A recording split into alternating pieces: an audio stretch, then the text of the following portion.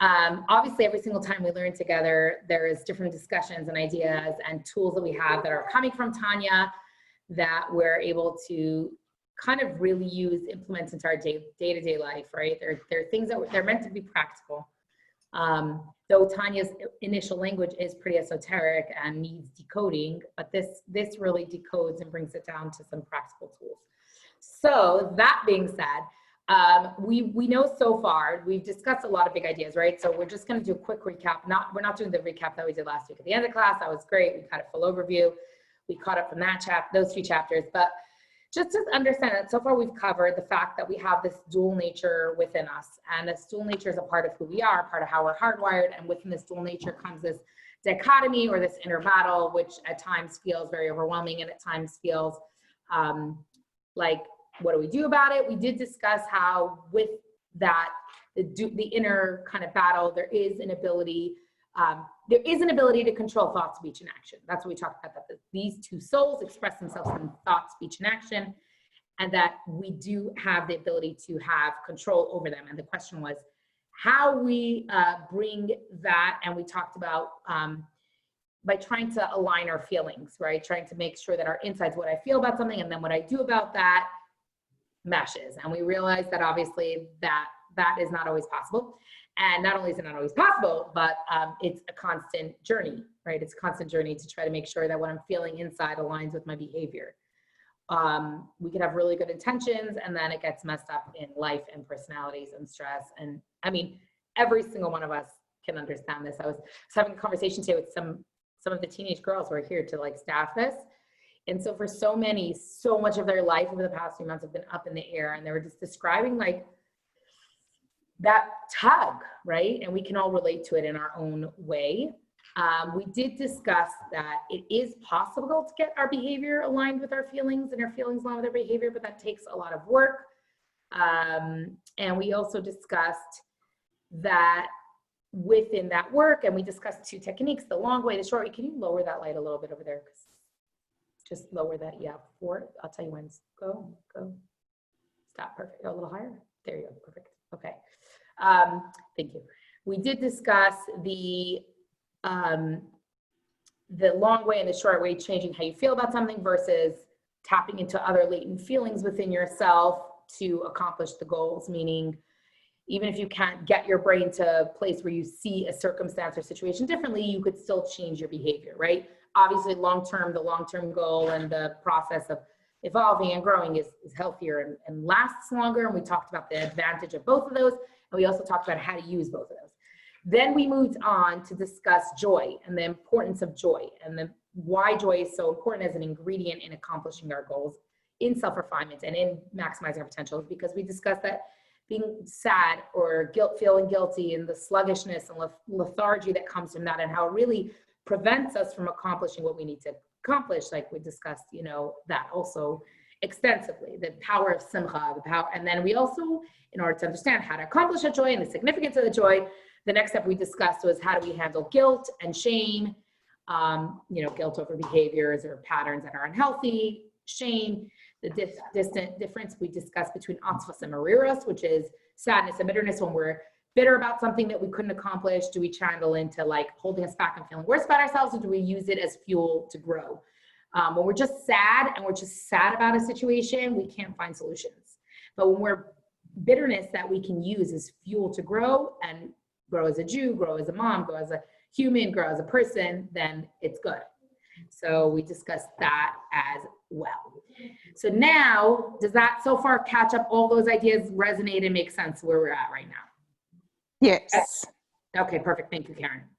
Okay, so you would think like, okay, we know enough that we need to know in order to accomplish, like, why does Tanya keep going, right? Like now I could be a better version of myself. I could connect more. I could do more mitzvot. I could align with what Hashem wants out of me or why I'm here in this world, all of that. But we got other issues, because at the end of the day, we start off by saying this is Sefer Shalbeinanim, the book of the intermediates, the book of the person who struggles, who the day-to-day struggle of aligning their outside and their inside, their animal soul and their godly soul, their what I feel about something and what I'm going to do about what I feel about is a day-to-day journey. And we discussed, in order to really understand how do we handle this day-to-day journey, we have to kind of really we have to take a look at something, another layer, because it could feel like, okay, let's say you and I conclude that after all we've learned so far in Tanya, that you and I are in the game to struggle, right? It's part of the way that God created us. It's the nature of the world. It's the nature of our personalities. It's the nature of, sorry, just shut my phone so it doesn't go off the middle. It's the nature of our personalities. It's the nature of life. We're Bainanim, right? We're trying to have moments where we're aligned. Remember, the Bainani struggles, but his behavior is like the tzaddik. Like he has the internal struggle, but his behavior, he does what he needs to do in a thought speech. Okay? So that's also a pretty high level, right? We can understand that. It's like I'm struggling with what's right to do, and even though I'm struggling, I'm doing the right thing. So in order for us to understand it, we could feel sometimes maybe like, okay, is it worthwhile? Like if I'm going to be struggling, like it seems so almost like, I don't know. I think it could seem very daunting. And in order to relate this to our lives, I mean, I think we could all think of different areas of our lives where a relationship that we have, whether it's a child, a spouse, a sibling, a parent, and you're always in it. You're always working on it. You're always trying to, you can't hit cruise control on relationships, right? You're always humans, ups and downs, good days, bad days. We all know it. We all understand it. So the question is, how can I, knowing all that I know, how could I still have this drive to still be aligned and still overcome? Meaning, the struggle could seem daunting. It truly can seem daunting. And how do I understand that this journey is a part of a journey, is part of kind of helping me grow? So there's a really, really good, we'll open up on page 91. And if someone could read the introduction to this chapter, now that I kind of laid out a bunch of ideas. Susan, do you mind reading on 91? That's fine. Thank you. Do you ever feel like you keep dealing with the same problems over and over again?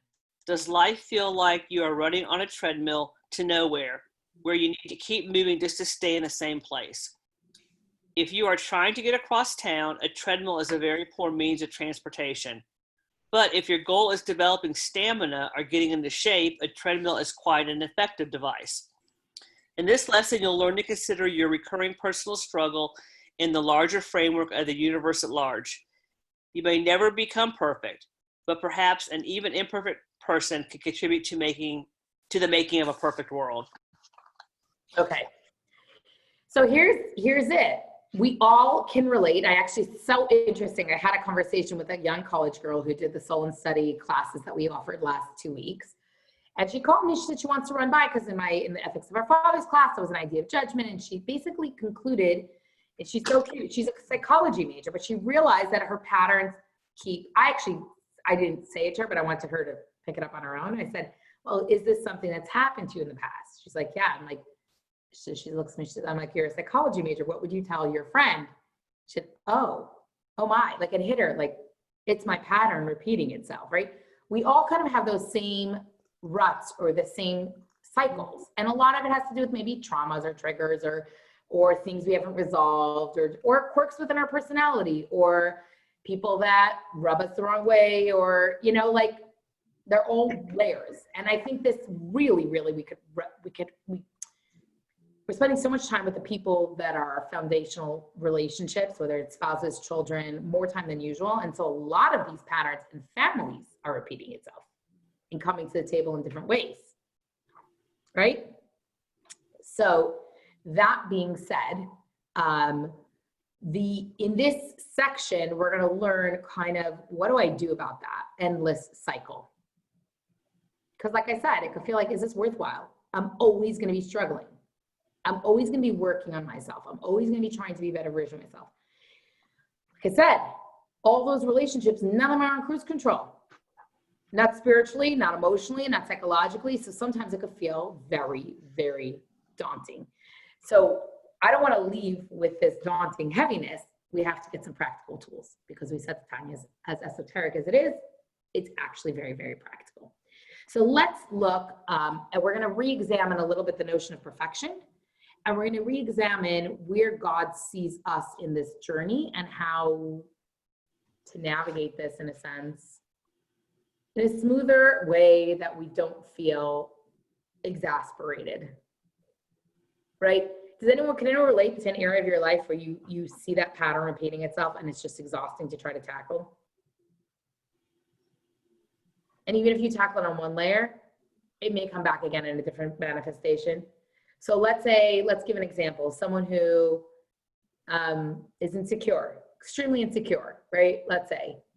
So that insecurity is going to come out in work. Maybe they'll resolve it at work, but then will come out in their relationship. Maybe they'll resolve in the relationship, will come out in their friendships. And chances are it won't go away.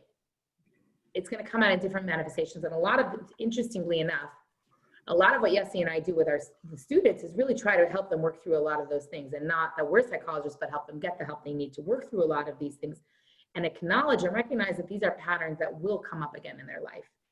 And really, in essence, Yiddishkeit, Judaism sees it as Hashem's, that when these things come up, that we are giving an opportunity to tackle them on a deeper layer, a deeper level. And it's part of our own personal tikkun, our own personal work as human beings as well.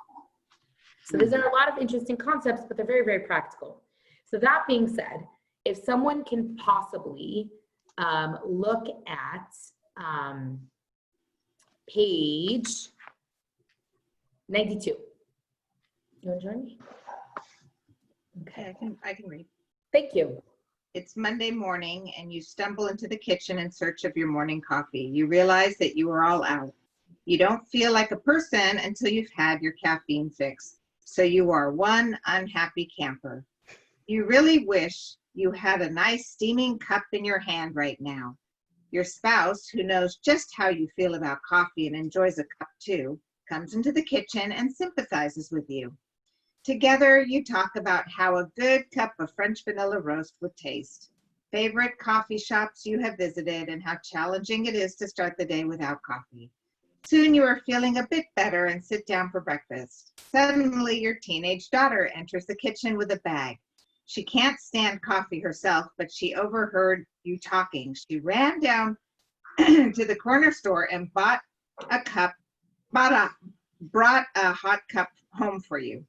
Compare and contrast what your spouse has done for you and what your daughter has done for you. Who has a better understanding of why you want a cup of coffee? Who shares your feelings about coffee more deeply? It's an interesting analogy.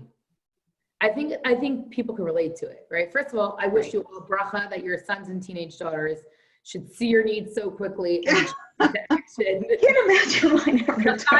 Amen. Amen. Start with that. So Yeah. the child in this story is fully aligned with their parents' needs and is ready to spring into action. So kudos to this story. But that being said, moving forward from the story, we understand. What are your thoughts about this analogy given?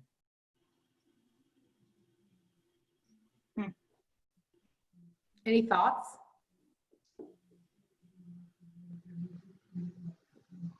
Well, I think the daughter was very more in tune to kind of solving the problem right then and there in a way that she could really help, whereas the spouse sympathized but didn't take any action to try to fix the problem. Because the spouse was present with you in the problem, right? Like, Mhm.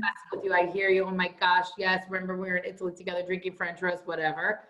But at the end of the day, who got you the cup of coffee? Right. Child. So this is kind of the direction we're going to take with this. And it sounds like a funny analogy, but it's actually a really powerful analogy, because sometimes we look at our intention and our actions, and we sometimes think that one has to lead to the other, or sometimes we think that if I can't do it with the right intention, I might as well not do it. And really the Alter Rebbe is going to challenge us on that thought process, because yes, of course, doing the mitzvah, or doing, in this case where the Alter Rebbe is talking, is doing the mitzvah with intentionality is incredible, right? When we do a favor for someone with intentionality, incredible. But that being said, we can't always do that. So should we not do it? And that's the direction we're going to go with.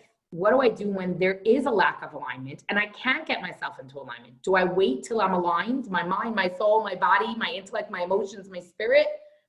Or what do I do about it? Okay, so let's jump in right away to the text, because I think that it's going to give us a really, like I said, I want to get some practical tools. Let's look at text 193.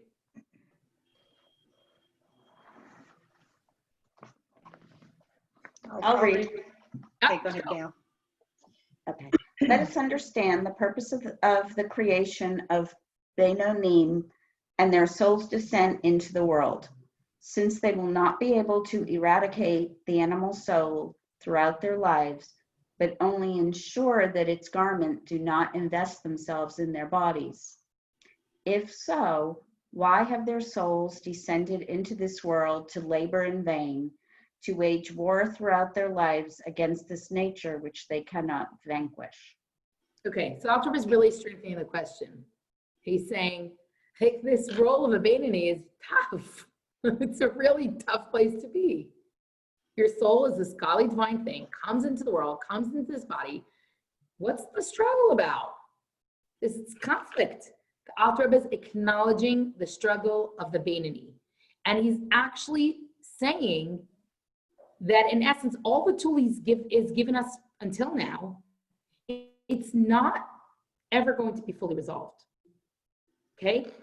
And so a Beinoni could, like we said, get very just stressed out, like what's the point of it all? But the Alter is going to actually explain that at the end of the day, it seems like we should first work on the inside and it reflects outward. But the Alter is going to say sometimes we just need to do it. That action, hamaisa hua ikar, that action is the main thing. I was watching a talk from the Lubavitch Rebbe who was leading up to, today is Yud Gimel Tammuz. Interestingly enough, it's kind of getting out of it, but this day in the Jewish and the Hasidic calendar is the previous Rebbe was in communist Russia. He was their thorn in the communist side. Documented, loaded, this incredible book called The Heroic Struggle. You can listen to it on Audible. It's a diary of his experience. The communists he was arrested, imprisoned. He was a mock trial, a trial was held, and he was going to go before the firing squad. International pressure. They changed it to, years in exile in Siberia. And then in the end, on this day in Beis Yud Gimel Tammuz, he found out that Onion Beis, whatever happened on Yud Gimel, that he was free. Like it was like from last week death sentence to like, okay, 25 years hard labor to like, now you're free, go. And then the previous Rebbe came to America and started Chabad in the United States of America with this country of freedom. And he actually started sending out shluchim, and really his whole life was self-sacrifice for chinuch, for education, so that Jews could stay educated and to maintain Judaism within, a large majority of the Jewish population lived in Russia. So it was Russia, Ukraine, making sure that Georgia, all those countries over there, to make sure that Judaism could continue. And it was a personal self-sacrifice. He was beaten. It was a horrific experience. And his book called The Heroic Struggle, they really said that Schneerson is the thorn to the side of the communists. Like they want to get rid of him. He was stopping their plan. He had a network of 600 schools around, underground schools and mikvahs. And it's a fascinating story. But if anyone loves history and loves a part of history and loves an old man who stood up to, he wasn't so old, but a man who stood up to the strongest country and won. It's fascinating to see. Khani's stomach hurts. She make her a tea. Hold on one second. Honestly, she's exhausted. She needs sleep. Hold on a second.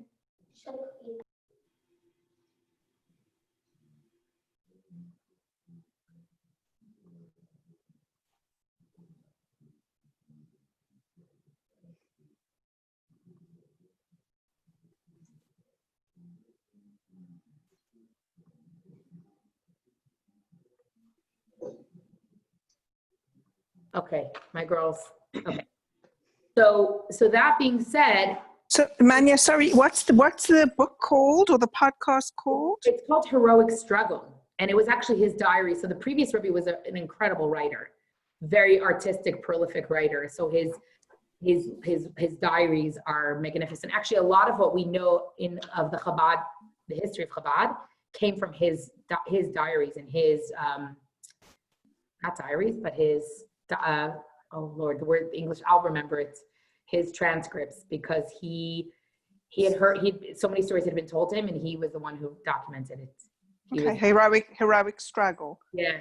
Okay, it's thank incredible. you. Or they call it the man who mocked the KGB. His story is incredible. Like, if you like that kind of stuff. Yes. Anyway, to make a long story short, I mean, it's a fascinating story. Okay. Make a very long story short, so it's a day that celebrates, and the Rebbe talked extensively about, like, what does it mean that there is a day that we celebrate that this rabbi was free from prison? Like, what does it have to do with you and I in America? Like, I'm sitting in Dallas, Texas. What does that have to do with me? That 100 years ago, some rabbi was in jail. And so the Rebbe tied into every single one of these talks where he talked about it, is the action is the main thing. That it has to be an actionable thing. We don't just remember something, historic date on a calendar, without an actionable takeaway. Because in Chassidus, there's as much as there's such an emphasis on internally refining yourself and working yourself with all the tools we talked about in Tanya so far, the bottom line is action. I'm not supposed to go meditate and ponder on top of a mountain how I could be a better person when there's action that needs to be taken. And the funny thing is that what was the Rebbe's actionable takeaway that he kept reiterating again and again in different formats, is the Rebbe said that the fact that the previous Rebbe documented all these stories, and he was addressing it not just to his chassidim. He didn't say, here's a story that you guys need to remember. You're my family, you're the club, you need to remember. He said to all Jews, whether you consider yourself, whatever type of Jew you consider yourself, this is relevant.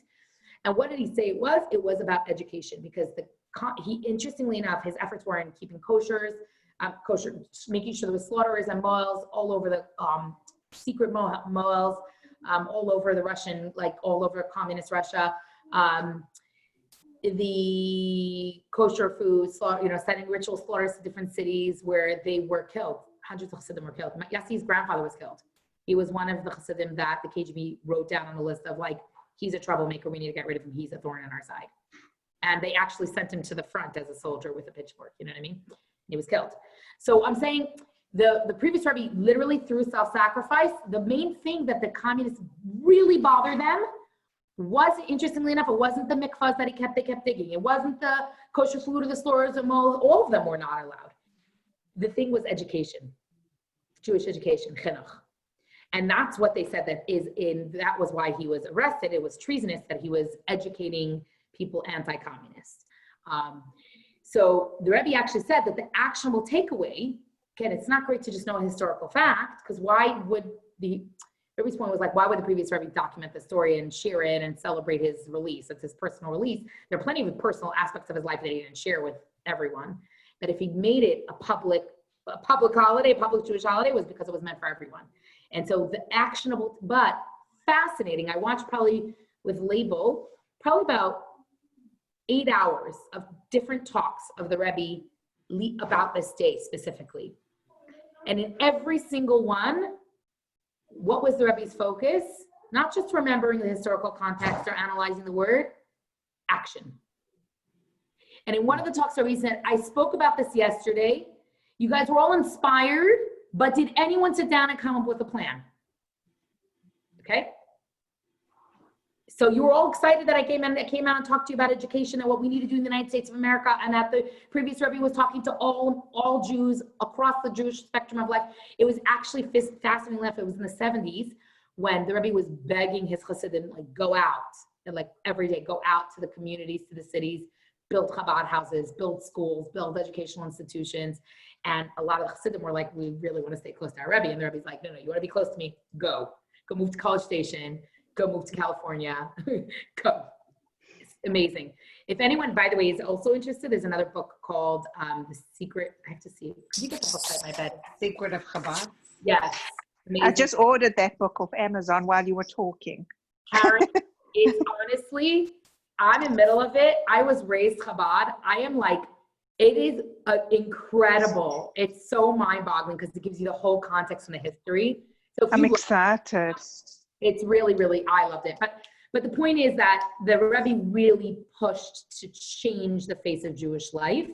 And he said, and I have that strength and that foundation from my Rebbe, from the previous Rebbe, who's self-sacrificed against KGB. Now, why am I mentioning all this? Obviously, we're together on this day, so how can we not mention this day? We got it together, and we can obviously all take for ourselves of what that means to be dedicated to education, Jewish education specifically, like making sure the next generation is educated and knows that they're Jewish and is proud that they're Jewish. But that being said, I think it so ties into this section of Tanya where we're talking about bottom line. It's great to reminisce and to philosophize and to get yourself emotionally in a better place and physically in a better place and psychologically in a better place. But at the end of the day, we need to do it. We need to just take care of what we need to take care of. And so the Alter is going to use this to apply specifically to our Avodas Hashem, to what we need to do as partners with Hashem in creation in this world. But what's interesting to me, I really think this could resonate so often as a mother. You know, a child is sick in the middle of the night, or a child calls you from college and you're in the middle of 10 things, but they need you. And they may not even need anything from you, but they just need you. They need you to listen. You can't solve the problem. You can't drive down to College Station. You can't, whatever. And at that moment, even if your mind's not there, if your emotion's not there, even if the child, you know what the mess they're in is, they did it to themselves and you want to say, I told you so. Right then and there, that's not what they need. Right? So I think as mothers, as women, we could certainly relate to the idea that there are times when we just have to step up and ma'aseh hu ikar, action. Bottom line is do what needs to be done. But what the Alter is now going to lay out something so fascinating, which neuroscience has kind of proven in the past few years scientifically, which is kind of cool to see. Something that 300 years as part of Chabad mindset and philosophy that comes from Kabbalah, which is thousands-year-old. Neuroscience is like, oh, this is how that works, okay? The Alter is going to go on to say, mitoch shelo lishma balishma. That's something that is not, you're not doing it with the right reasoning, it will come. Meaning, action is like, okay, do we wait to be healthy till we understand nutrition? No, we'll say each meal make a healthy choice, right? We'll say action is, and then that actually, what do they prove? What do scientists and neurologists say? If you want to change your behavior, what's the best way to do it? Create Baby steps, one step at a time. Right, but action. Action, yeah. You gotta create new neural pathways. You gotta override the past habit. So when we're in a cycle and we're repeating itself, where our brain and our hardwiring, neurologically, A plus B equals C. That's my brain's hardwiring. So in order to shift it, we just need to change our action. So what's interesting is the idea of just do it. The idea, you know, Nike's slogan, we always say Nike's slogan is very Hasidic. Bottom line is action. I don't feel like today, okay. You don't feel like, how many of you, all moms, you woke up in the middle of the night when you didn't feel like waking up in the middle of the night? Can we count how many times? We for sure can't count how many times. I cannot count how many times. Every time you woke up in the middle of the night, you were feeling so ready to embrace your child and deal with the screaming or the teething or the fever or the barf or the, no. But the child needed you. So now the Alter was going to say, okay, action, but let's understand why there's a value to just doing it.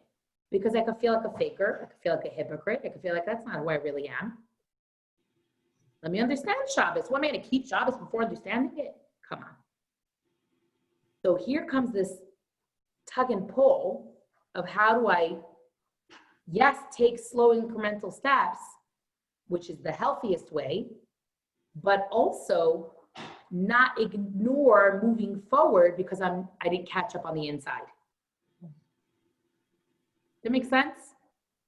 They seem conflicting, right? It seems conflicting. But do you not wake up with your baby in the middle of the night because your baby, you need to know, you're not sure that, no, your baby needs. So now what's that need? Who needs us? And that's what we're gonna map out next. Why do we need to do it even when we're not quite fully there? Okay? So bottom line is the significant power of action. So the reason why we need to do it is because, and if you look at the interesting exercise 2 on page 94, it's going to show you a candle. It says oil, wick, flame, and the burning. What is this? It's going to explain before we look. Let's read 95 and we'll go back to 94 because I think it will make sense more. Could someone read 95 for 95? Sorry. I'll read it. Thank you. But let this be the consolation to the Benoni. To quote the Zohar, the body of a man is a wick, and the light which shines on the man's head means oil, meaning good deeds. The light of Hashem's presence is compared to the flame of the lamp, which does not shine nor cling to the wick without oil. Likewise, the light of Hashem's presence does not rest on a man's body, which is likened to a wick without good deeds as fuel. It is not sufficient that his soul should act for him as oil for the wick, because the soul of the person, even of a perfect tzaddik, does not completely dissolve itself out of existence so as to be truly nullified and absorbed into the light of Hashem, to the extent of becoming one and the same absolutely. Rather, the person remains an entity apart who feels awe for Hashem and loves him. It is different, however, with the commandments and good deeds. The vitality that is within them is in no way a separate, independent thing, but is united and absorbed within his blessed will, and they become truly one in a perfect union. Okay. Confusing. Not clear.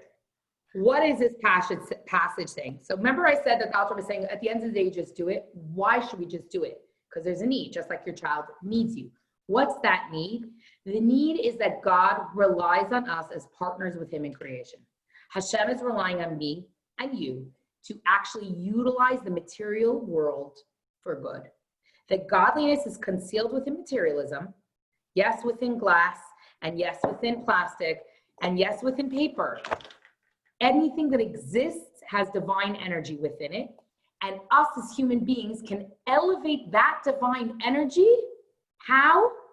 By utilizing materialism for spiritual purposes, thus helping the material items express their spiritual identity. So when we say that we are charged with tikkun olam, repairing the world, it's not just tikkun olam of feel-good social justice. It's that every material item we interact with, we can elevate to holiness and spirituality. Through how? Through action. And that's the analogy that the Alter Rebbe gives using Zohar. In Zohar, which is the first seminal work of Kabbalah that's documented by Rabbi Shimon Bar Yochai, the Rashbi, the first piece of Zohar that is Kabbalah documented. Roman Empire, think that's, I guess, towards the end of the Roman Empire, okay? And he documented because of what was going on, the climate, the political climate, the exile, what was going on, he knew it had to be documented. So the Zohar compares Ner Hashem Nishmat Adam. The light of God is the soul of man. Light of God is the soul of man. What is that about? So here's something fascinating. The Zohar will explain that our souls, our neshama that we have within, is actually divine. It's God. The flame that we have within, and Zohar compares a human soul to a flame. Why do you think we light a neshama, a ner neshama, a yahrzeit candle? Why for thousands of years do we have a yahrzeit candle when someone's yahrzeit, someone passes away and we're trying to remember their anniversary of their death? We light a little candle.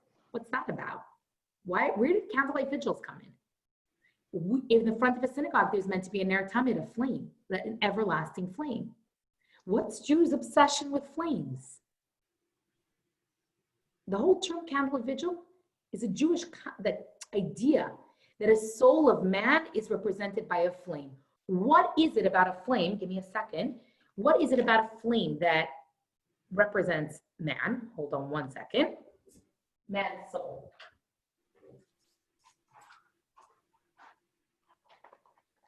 So usually I do this with the college, with the students, or in order to make this point, I'll often do this with the younger kids, and I'll pull out different candles. So we have here, let's discuss this soul analogy. Karen, I hope you could see. Okay. Yes, All right. I can. Okay, good. It's convenient that my candle lighting stuff is right there, so that was good. Okay, so here, watch this, right? We all know, obviously, clearly a flame. What's the deal with the flame? So if you ever watch a flame, you observe a flame, you ever lit a Shabbat candle and you stood there and watched it, what do you see about a flame? That no matter what direction you put the candle, the flame, what is it doing? Always goes up. Always upward.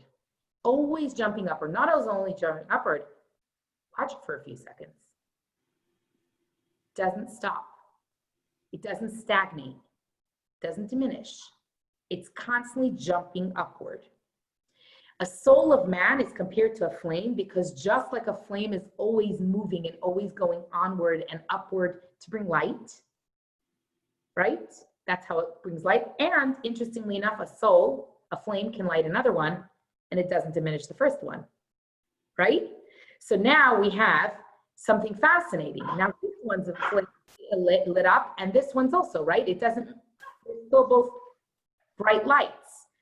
The soul that we have within is a bright light from Hashem. It's a part of Hashem.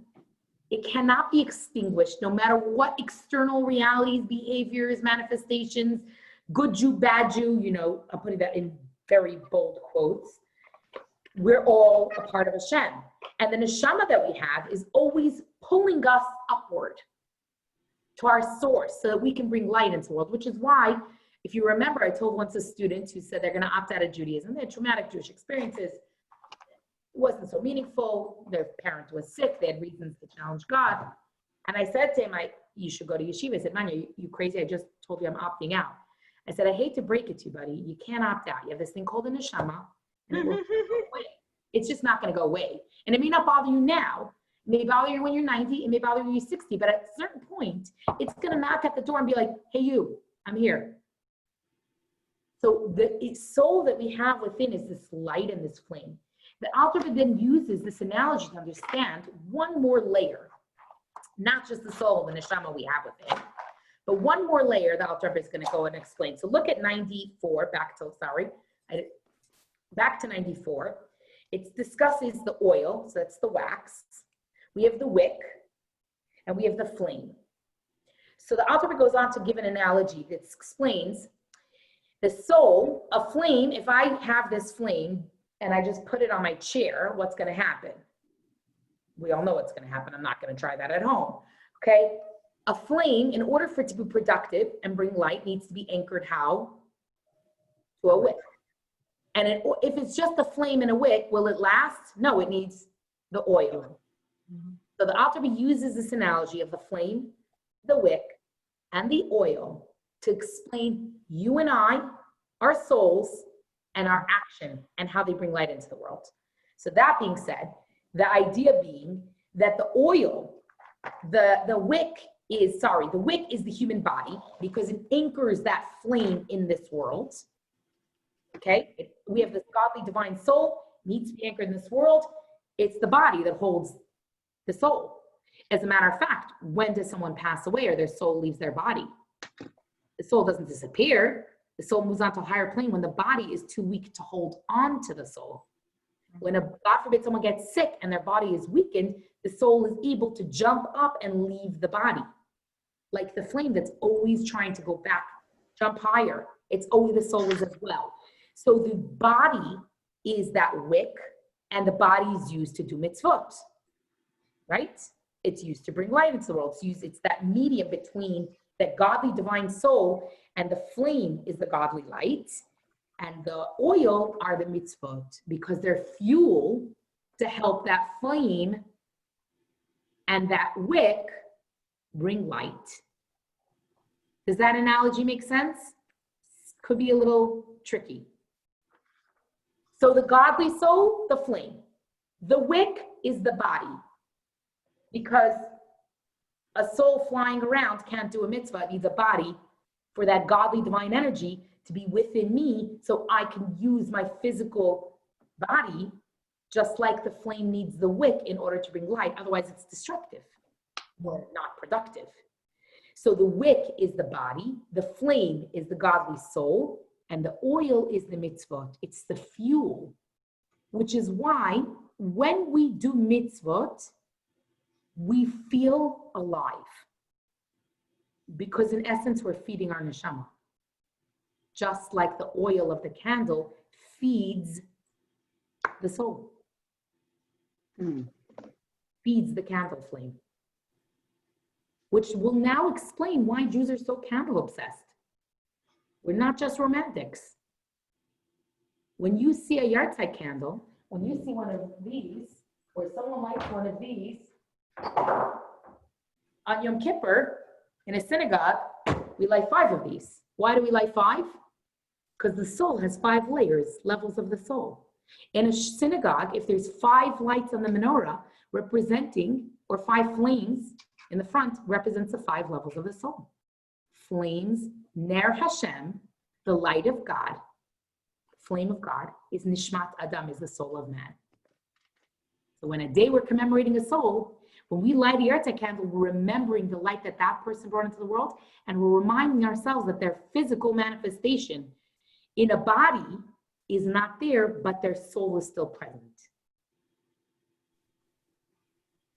So now the Alter is saying, understanding all of that, which I know was a lot, we can now understand why we physically need to do the action. That it shouldn't just remain in a soul level, a flame level inspiration, and it shouldn't be out of whack and out of control. We got to anchor things. So when we're not sure how to bring holiness into the world, we know that there's our body, there's the physical world, and there's our interactions within this physical world that will help us bring light into the world. And that's how we partner with Hashem in bringing light and goodness into the world. Any thoughts? Because I know that I just put a lot out there.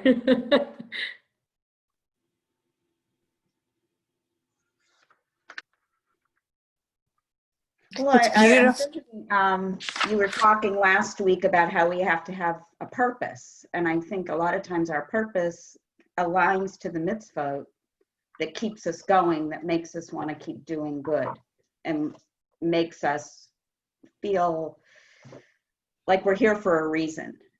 Right. If we're not partnering with Hashem and repairing the world, that's a pretty miserable existence. Mm-hmm.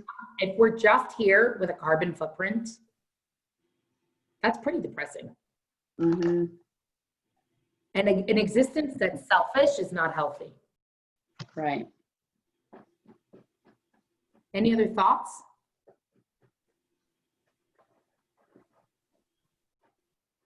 I just think it's beautiful. It's absolutely beautiful. Right. And that's why, Karen, we need to see that light, that pure light in everyone we meet, as hard as it is sometimes. We need to see their potential for light. They also have a godly soul. As hard as it is to see sometimes. Yes. Sometimes it's very hard. Yes. Yeah. But when we learn and we connect and it strengthens us. Does. Knowledge is power. Knowledge and Torah learning and Kabbalah is just like next level power. Really is. So with all that we said, can we understand now the mechanics of how action actually can transform the world? With that mindset or that analogy, anyone understand now why we need to just do it?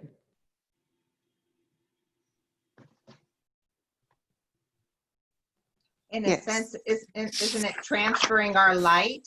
We're continuing our light if we're doing action, aren't we? I mean, yeah, we're bringing light into it. We're bringing light. We're lighting the other flame. Yes. Yeah.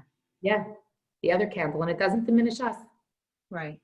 And we're helping the godliness or the inner flame within the material matter of this world be uplifted. Right.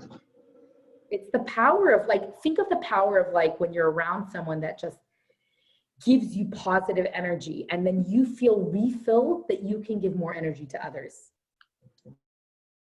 Right? Mhm. So, and that's not easy, but I think it's worth it. So basically, Susan, any thoughts on this all? No.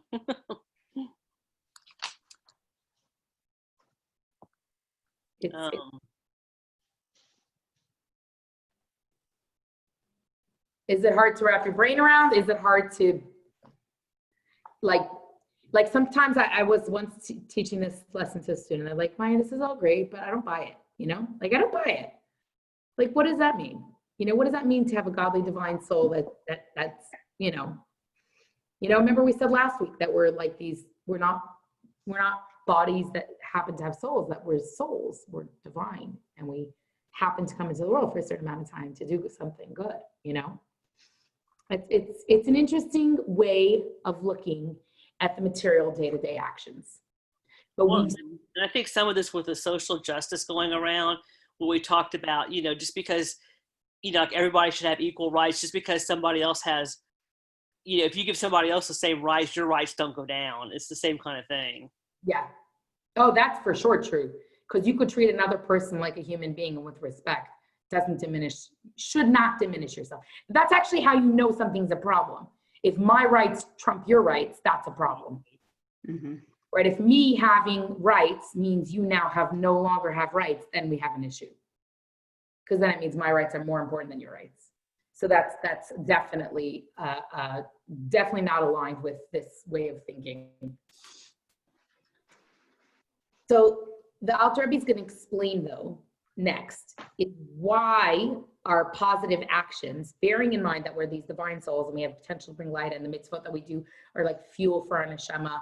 The Alter Rebbe is not going to say, okay, how do I transfer that into this physical, mundane world? Like, how does that look in my day-to-day actions and in the physical matter that I interact with? And with that, look at page 97. It's a very interesting graph. I forgot what the name of these, what are they called? Venn diagrams. I knew it was a simple word. Okay, looking at this Venn diagram, we can understand there's Kedusha, which is holiness, and there is Sitra Achra, which is unholiness, and there's this Klipat Noga, which is this neutral non-holiness. And we said that, we talked about this idea a little bit earlier, that like, there are things that are clearly good, and there are things that are clearly not good, and then there are things that are inherently neutral, and it's what we do with it. And that's where transformation happens. It's not my job to transform a shellfish. It's not. I don't need to make a blessing on a lobster. It's not my job to elevate its divine sparks of that lobster. But so that would be, let's say, non-holiness. But then an apple, I could choose to make a bracha on, make a blessing on. I can choose to share it with someone. I could choose to use that energy for good. Or I could choose to take it and throw it at someone. Obviously, we're not going to throw apples at people, but you understand what I'm saying. Okay, so reading text 3, if anyone can. It's the short one, but I think it will kind of tie some of these ideas together. I can do that. Yeah, thank you. In order to draw the light of God's presence over his body, he needs to fulfill commandments which are performed by the body itself. Thereby, the very energy of the body itself, which is engaged in this action, is absorbed and united with God in a perfect union. Awesome. Can you just read text 4? Because I think we'll tie these two ideas together. I'm pushing the envelope a little bit. Totally. Always. There's a well-known saying of our sages that the purpose of the creation of this world is that God yearned to have a home in the lower worlds. Okay. So first of all, afterwards, we're going to say, okay, the energy that you use in your body to do good, guess what's going to happen to that energy? That energy is going to do good. It's going to lead to good. And you're actually using the divine energy that you have within yourself for goodness. And that alone, you're at that moment. So here's a powerful idea. The moment when you're doing a mitzvah, at that moment, you're lighting a Shabbos candle, or you're making a bracha, or you're engaged in prayer, or think of any mitzvah. There's so many mitzvot. There's plenty of options to do good things, right? At that moment, you and your whole self your entire essence is bound up and united with God at that moment, right now, when I'm doing, by the way, ladies, we're learning Torah now. At the moment, our full self, the full energy. So that means what we ate today to give us the energy to do this, the computer, think of how much material matter and our own energy right now is being wrapped up with goodness and godliness. It's pretty cool. It's pretty hefty. And that being said, okay, so what's the point of it all? The point of it all is what I said, is why are we doing it all? Because God desired a dwelling place in this world. God, an infinite God, needs this world. So when it describes in Kabbalah, when it describes the reasons, how do you define why God needed a world? Right?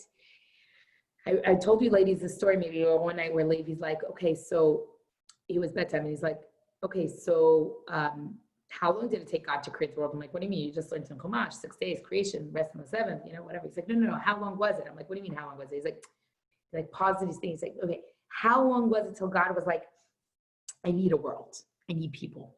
Like he wanted to understand time before the construct of time. Okay? And in my mind, there's a very large debate, like, did God change from creating the world? Is God a different different entity because this world is created? And how do we understand why God created the world? So Hasidic masters with philosophy will explain that the entire world was created because God desired a relationship with man, a partnership, and a relationship with man, that man could partner with him in creating a dwelling place. If you look at the line, Dira betachtonim, a dwelling place in this physical, mundane world. And not through a world where godliness is revealed, specifically in a world with veils and concealments, through this process called tzimtzum. That's how God contracted his identity within this world. Or as we know, we say, Olam Helem v'Hester. It's a world of concealment. Which is sometimes you look at the world, you're like, where's God in this world? It's very clear. Sometimes you look around, you're like, really? Where are you? So why does the Chassidus describe it as a desire? The desire for godliness, for God to connect with us in this way, is because a desire is something that we define as l'mayla misechel. What does l'mayla misechel mean? It's a beyond rationale. Let me ask you, cinnamon or vanilla? Which one? A cinnamon or chocolate? Chocolate. Chocolate. For sure, chocolate. Cinnamon. Gail, you got to vote. Chocolate or cinnamon? Oh, I said chocolate. Okay. Sorry, Karen. But you know what, Karen? When you come to Chabad, I know I can give you cinnamon. Thank you. You're gonna have, if you're hanging out with us four, then you're fine because we won't touch the cinnamon. We'll leave for you. You can't explain. More for me. Yeah, exactly. You can't explain why one wants cinnamon and one wants chocolate. It's not explicable. I like it. Why? Because I like it. Why? There's a line, it says, our sages say, when it comes to smell and taste, there's nothing to debate about. There's no argument. Don't have an argument. Why one person likes this perfume and that person, oh, that perfume is terrible. You like it. Why? Because I do. Why do I like chocolate? Because I like the flavor. A desire is above and beyond rationale. We can't explain it. So God's creation of this mundane world with godliness concealed, veiled, contracted, removed, and godliness just peeking out. Actually, Kabbalah explains that God peeks out through, anyone know which manifestations? Sometimes you see godliness. We see with miracles every once in a while, but anyone else know what other manifestations are some moments where godliness is more concealed, more revealed in? Kabbalah explains nature. Nature. You ever watched a magnificent sunset and you feel something stirring? So it says that God's more obvious in nature, which is why so many of the Kabbalists, by the way, they spent hours outdoors, prayer and meditation, hours. A lot of the liturgy for Friday night service, L'chadodi, was composed 16th century in Sfat, when they would go out in the field to welcome the energy of Shabbat, to watch the sun set over the mountains in Shabbat. So yeah, God peeks out in those moments. But that's how God created the world. So this whole process of Tzimtzum, of this world, of our partnership, of us, we are able to elevate and bring godliness into a revealed way through our actions. And that's what the Kabbalists teach us. That the material world can be elevated by us day to day. And that when we're doing it, can you explain certain things? If a spouse, a child, they like this and they don't like this. You can't explain. A desire is hard to explain. Why one person's attracted to this person, but not to that person.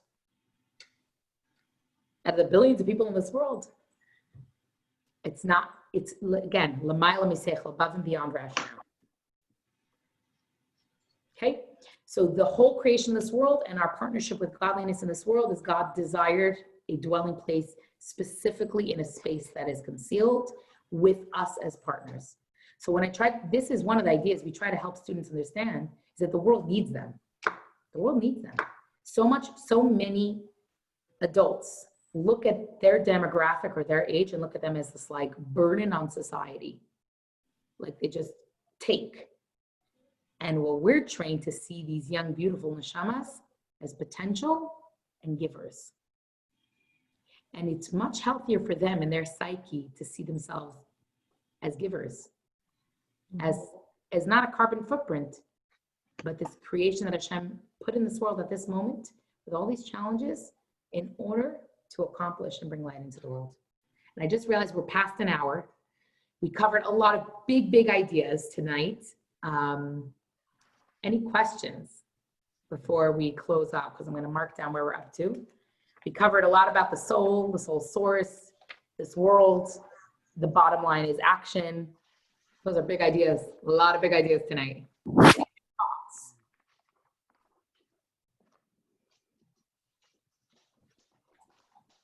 Any thoughts or ideas?